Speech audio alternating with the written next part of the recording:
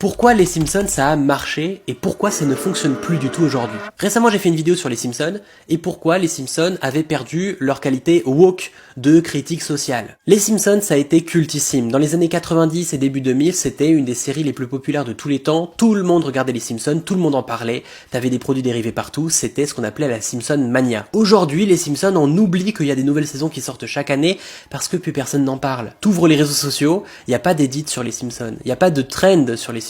C'est une série qu'on a laissée à l'abandon parce qu'elle nous a laissé à l'abandon. Mais au départ, pourquoi ça a marché les Simpsons? Dans les années 80, fin 80, début 90, quand les Simpsons apparaissent, eh bien c'était une série qui se voulait rebelle. À l'époque, les sitcoms, les séries très familiales, c'était hyper lisse. C'était de l'humour bon enfant, qui ne faisait de mal à personne et qui respectait toutes les règles et les valeurs de l'Amérique traditionnelle. La famille unie, patriarcale, les enfants qui font pas trop de bêtises. Alors quand les Simpsons apparaissent, ça donne un coup de pied dans la fourmilière. Ici, le père est un feignant, il ne veut pas travailler, il est pas très présent pour ses enfants, la famille traditionnelle est complètement éclatée, le héros Bart Simpson est un gamin cancre qui fait plein de bêtises, qui ne respecte jamais les règles, tout ce que l'Amérique traditionnelle n'aime pas. Et au final, les Simpsons c'était bien plus réaliste. Alors qu'on nous vendait cette image dans les séries et les sitcoms d'une Amérique extrêmement lisse, d'une famille parfaite, ici les gens pouvaient se reconnaître. Ils se reconnaissaient dans les galères qu'ils avaient, dans les galères de précarité, dans les galères de travail qu'ils n'aiment pas. Et c'est pour ça que ça marchait. Les gens se reconnaissaient dedans, ça paraissait vrai, et c'était un acte de résistance, un acte de rébellion de regarder les Simpsons. Sauf que comme toutes les choses rebelles qui fonctionnent, elles finissent par être le nouvel ordre.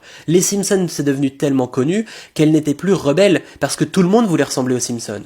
Toutes les séries se voulaient un peu provocatrices, toutes les séries avaient des anti-héros, toutes les séries d'animation notamment finissaient par être des ersatz de Simpsons ou des parodies ou des versions encore plus trash. Et aujourd'hui les Simpsons, on croirait voir ces sitcoms des années 80 où tout est lisse et qui n'arrivent plus à être dans l'air du temps, qui n'arrivent plus à avoir cet esprit de résistance et de rébellion. Parce que n'importe quel rebelle qui devient puissant finit par être le nouvel ordre à abattre. C'est pour ça que le rock qui était hyper contestataire dans les années 50-60 est devenu un genre très désuet aujourd'hui en musique parce que c'est le rap qui est devenu le nouvel ordre contestataire. Peut-être que plus tard le rap ça va être beaucoup moins important, devenu ringard parce qu'il y aura un autre genre qui va devenir le nouvel acte de résistance. Les Simpsons en tout cas n'ont pas su se renouveler et aujourd'hui c'est une série qui est indolore, qui ne dit plus vraiment ce qu'il faut dire, qui vient pas taper dans la fourmilière comme avant. Dites-moi ce que vous en pensez des Simpsons, est-ce que vous avez arrêté de regarder, est-ce que vous regardez encore, est-ce que ça vaut encore le coup, ou est-ce que finalement les Simpsons n'auraient pas dû s'arrêter il y a bien longtemps. Et sinon, moi c'est Théo, et ici je te parle cinéma et sujets de société,